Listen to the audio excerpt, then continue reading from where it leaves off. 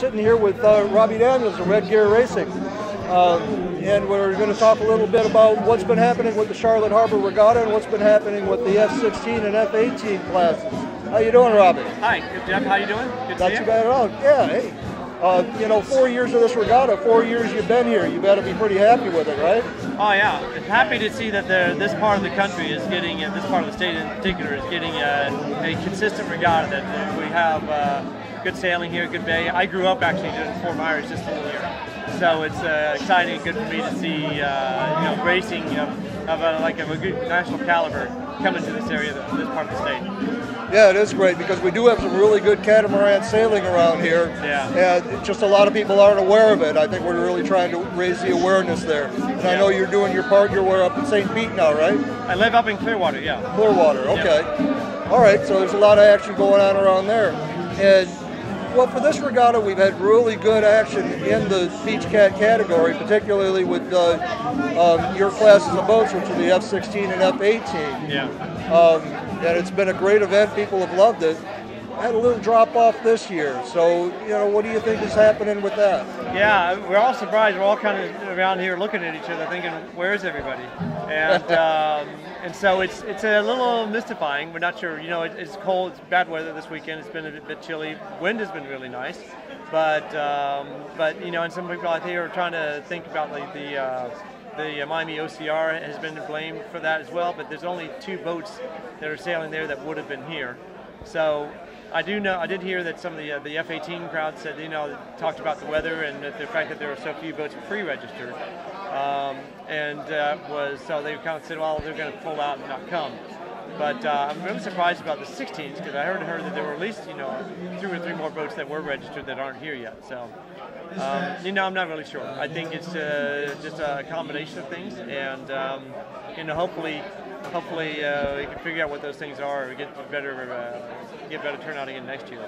Maybe I think maybe one of the keys to it is to maybe make the pre-registration maybe more of an incentive on that, make it more attractive to make sure to pre-register so that people who do sign up early, there's a reason for them to do it, a bigger reason for them to do it, obviously, and then other people see who's on and who's talking about coming and stuff, and then they're committed to coming. It does help, you know, because you want to race against the best. It's nice to see people registered there that you want to race against. Exactly, yeah. And maybe that's one of the things that happened here. And also for the organizer, I think it's got to be great for them to know who's coming, to be able to say, okay, we've got 10 boats, or we've got 200 boats or something, so they know how to plan with food and shirts and all that stuff. So. Okay, so yeah, we're back again. Had a little technical difficulty, got it all sorted out there. You know, that's what sailors do, fix things on the fly. We always sail into a hole or a header somewhere, and you just got to make the best of it. Yeah, and all of a sudden your jib block pulls out, and you got to find some way to run that thing. Exactly. Yeah. All right, so we're still out here winning. Now, as you were saying, building up again for the next year, you know, you see a few things that could happen, and one thing that I think we can do is, you know, maybe build some fleets throughout this entire Southwest Florida coast. Yeah. There used to be a lot of catamaran sailing around here. That's what you grew up with. That's right. And the first few times I came through this part of the country, that's a lot of what I saw, and a lot of what brought me back. And you know, it's not happening here too much. Do you have any ideas about what could just bring the whole?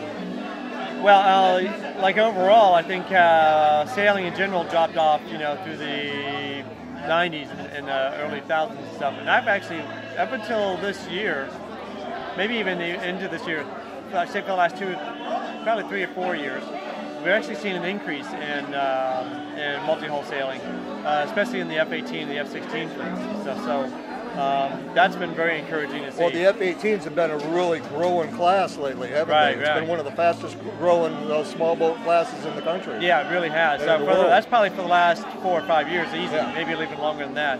And then even last year, the 16 started coming up, having better fleets as well.